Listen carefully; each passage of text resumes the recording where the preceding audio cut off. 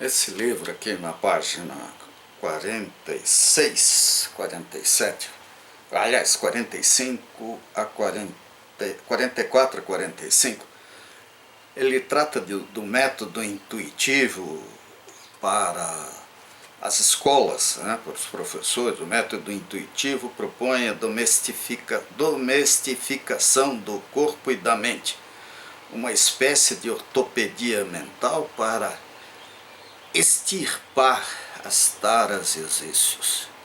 Segundo, a padronização racionalista de cunho taylorista propõe transmitir princípios de domestificação do operariado através da educação pacificadora para o trabalho, convertida em educação técnica. Adiante, seu propósito fundamental consistia em transformar a escola numa fábrica e industrializar as escolas. Bem, uma das coisas que eu aprendi principalmente em Florianópolis em 1972, fazendo mestrado num ambiente fantástico, na área de sistemas de potência, e da escola lá, né, foi ver como a gente cresce, aprende, quando a sala de aula deixa de ser importante, e sim o relacionamento com o professor, o acesso, acessibilidade à biblioteca, laboratório e os desafios, o exercício de pensar, de pesquisar e não de decorar. Ao longo da minha vida profissional, eu tive a oportunidade de conviver desde jardim de infância, escola primária na época, secundária, ginásio científico, cursinho, engenharia, com pessoas extraordinárias. E uma coisa interessante muitas vezes, as melhores, provavelmente, ou muitas dessas pessoas que eram geniais, não aguentavam a sala de aula, ou abandonavam o aprendizado, fugiam, não estudavam, porque a escola, de uma maneira geral, ela segue uma média, ela tem patamares, ela segue a filosofia do Ministério da Educação, Secretaria de Educação, do Conselho da Escola, coisas assim. Raramente segue de fato a índole, a capacidade, o potencial do aluno. Isso era uma tragédia que funcionava bem para criar exércitos, né? E exércitos de operários que, de acordo com o taylorismo e outras coisas, tinham que aprender na marra uma série de coisas que seriam repetitivas. Não é uma escola para generais. O ensino à distância, a internet, ela viabilizou algo fantástico, que poderá, quem sabe, até vir a ser, no futuro, a verdadeira forma de aprendizado. Sem, é óbvio, excluir ambientes de confraternização, de convivência, que são necessários, mas que podem ser até um clube de futebol na escola, na cidade, no bairro. O que nós precisamos, de fato, é oferecer ao estudante, em qualquer nível, a opção de escolher seus professores. Cada professor deveria ter uma definição do seu potencial. À distância, nós deveríamos ter entre todas as escolas do mundo inteiro, do Brasil inteiro, da cidade inteira, uma qualificação de cada um que se atrevesse a dar aula. E aí o aluno que escolhesse. Quem de fato dá o diploma é o mercado de trabalho. podemos até, como existe na OAB, o exame, ter uma espécie de exame da ordem. Mas isso também é relativo. Quando você contrata uma pessoa, você escolheu o profissional. Aliás, eu acho que em qualquer processo de levantamento de responsabilidades, o contratante é tão responsável quanto o contratado. A empresa contratante é tão responsável quanto a empresa contratada. Nós estamos vendo agora o exemplo da Samarco, de Mariana, da tragédia monumental que existiu lá. Em tese, formalmente, havia gente que havia sido contratada. E talvez até formalmente a empresa tenha cumprido suas obrigações. Mas é óbvio que aquelas pessoas sabiam, pelo menos a gente tem notado isso nas entrevistas que dão, nas reportagens que fazem, que aquilo lá era uma loteria da morte, que mais cedo ou mais tarde poderia causar uma tragédia, como outras barragens já fizeram isso. E, no entanto, as pessoas se omitiram.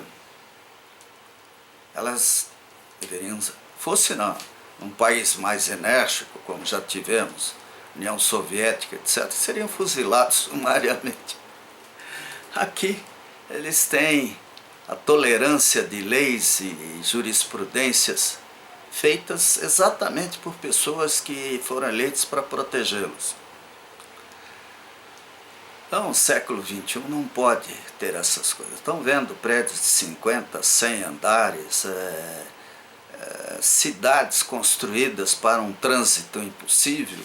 Em Curitiba a gente vê prédios gigantescos surgindo em ruas, que se houver um acidente, um incêndio, qualquer coisa, a minha pergunta é como é que o corpo de bombeiros vai chegar lá, as ambulâncias e tudo mais. A gente sabe o que é pânico, o que é de repente, milhares de pessoas descendo para a rua, chegando embaixo, talvez as portas nem viabilizando a saída delas. E vemos o contrário, Final desse ano, Abu Dhabi, sei lá, uma dessas, nos Emirados Árabes lá, um tremendo incêndio num hotel gigantesco, e eles simplesmente nem pararam as festividades de passagem de ano. Algumas pessoas, sei lá, 10, 20 pessoas tiveram intoxicação, o prédio não caiu, ninguém morreu, e assim as coisas aconteceram. Quer dizer, um prédio dessa responsabilidade tem que ter os melhores profissionais, e não simplesmente a RT, quem é o engenheiro, isso não interessa. Então, até é conveniente lembrar que principalmente Inglaterra, França, quando tem grandes projetos, fazem concursos internacionais, fazem pesquisa internacional. Não se restringem a um ambiente pequeno para contratação de profissionais ou empresas. Então o ensino tem que abandonar radicalmente os processos existentes. E tem uma vantagem, ensino à distância é infinitamente mais barato. Pode ser, é só querer. Agora, a aula, uma boa aula, como eu já vi em muitas ocasiões, palestras, aulas de professores, de pessoas extraordinárias, essa aula pode ser multiplicada por 1 milhão. Que nem Lions aí lá, a vila, na escola Maria Marli Piovesan, um tempo atrás eu vi uma palestra de um professor aí especial em música. Em 1 hora ele deu um show de aula. Ele mostrou o que era música, como é que se cria uma música, o que é musicalidade. Eu queria que todos vissem essa palestra, tem até no YouTube, gravado lá. Uma escola de música Lions, o blog. Então, gente, o ensino, tecnologia, etc., tem que pensar no século XXI. O ruim é que muitas vezes as pessoas tem toda uma cultura do século XX. E ficam enrolando até em torno de fantasias do século XX. O mundo precisa urgentemente mudar. Não é mais hipótese, não, é realidade. Nós estamos vendo, hoje estava vendo Bolsa de Valores, o problema dos refugiados, a crise, o Brasil aí em situação de penúria. Nós estamos no início de mais uma década talvez perdida, se nós não tivermos excelentes governantes, e isso é meio difícil aqui no Brasil. A Operação Lava Jato, parabéns para ela, mais uma etapa, né, de 22ª aí, de coleta de bandidos que destruíram o nosso país. Isso tudo é bom, né? Mas nós, na área técnica, quando falamos de ensino, educação, nós temos que aproveitar os meios de comunicação, que não serve só para essa zoeira irresponsável, muitas vezes, que a gente vê na mídia comercial. Principalmente as televisões estatais, as emissoras públicas, têm que levar muito a sério a questão da educação. Eu fiquei até triste aí, vendo no ano passado TVs educativas transmitindo jogo de futebol. É o fim da picada. Quando poderiam estar junto com uma equipe de manutenção de usinas, da Copel, por exemplo, né, indo ao Lactec mostrar os laboratórios, tanto de meio ambiente quanto de alta tensão, né, entre os dois existe uma coleção deles, rodando o Brasil, o mundo, né, mostrando o museu alemão lá em Nuremberg, se não me engano, no Munique, ou os grandes museus franceses, e explicando por que eles existem. Né? Não é à toa que esses países estão anos-luz à nossa frente. Eles tiveram consciência da importância da tecnologia e aplicam, evoluem. O Museu do Homem agora, com uma nova estratégia de apresentação das suas pesquisas. A humanidade pode sobreviver, tem tudo para sobreviver com dignidade. Agora, a educação tecnológica, ela tem que ser solidária, humanista. A gente aqui em Curitiba roda as favelas. É muito difícil descobrir uma equipe de estudantes da universidade, qualquer das universidades daqui, lá convivendo, visitando a escola, convivendo. Né? Nós temos o programa Comunidade Escola, né, que promovia até essas oportunidades. Aí, por razões até talvez midiáticas, eles param tudo e agora retomam. Né? É uma pena essa descontinuidade provocada por interesses demagógicos.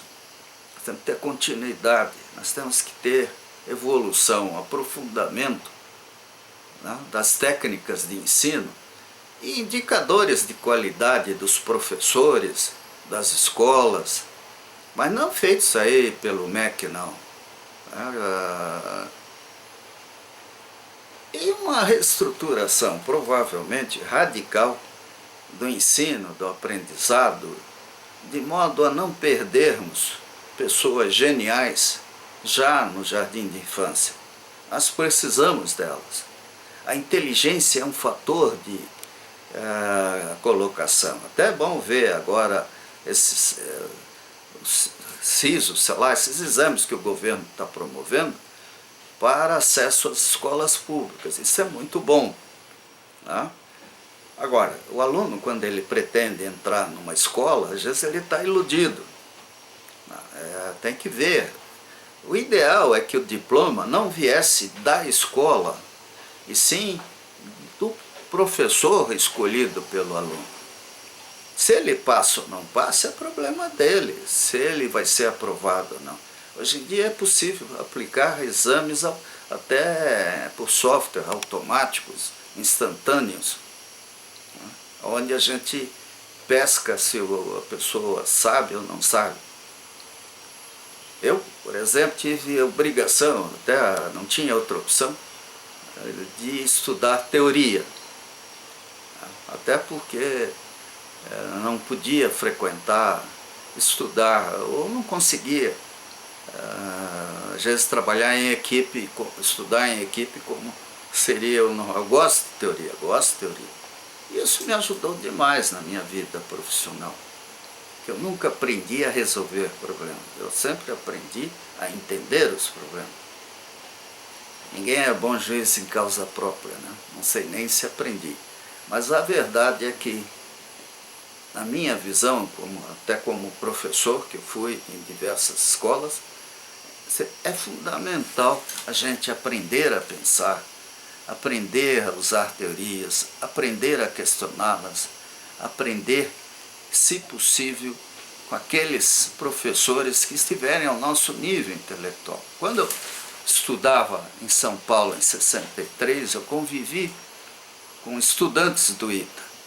A gente ficava até com vergonha, porque a gente eu e um amigo lá, a gente se batendo com problemas, o cara em pé, do alto, dava risada com as dificuldades que a gente enfrentava.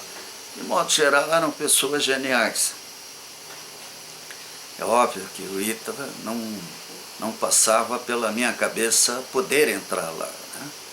Porque dentro de uma autocrítica que é sempre importante, eu enxergava que as qualidades necessárias e suficientes eu não as tinha. Então, gente, nós temos que rever o ensino. E o século XXI, tá? Tendo bons orientadores, bons filósofos até, nós podemos repensar e promover modificações radicais que passam pela revisão das corporações, das entidades de defesa da profissão, do CREA, por exemplo, CONFER. Tudo isso tem que ser revisto.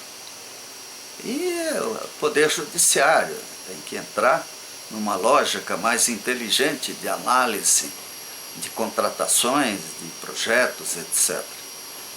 Não existe tragédia maior do que pegar um mau projetista. Os acidentes virão. Então, isso tudo, acidentes e custos, né? Para falar com os economistas aí.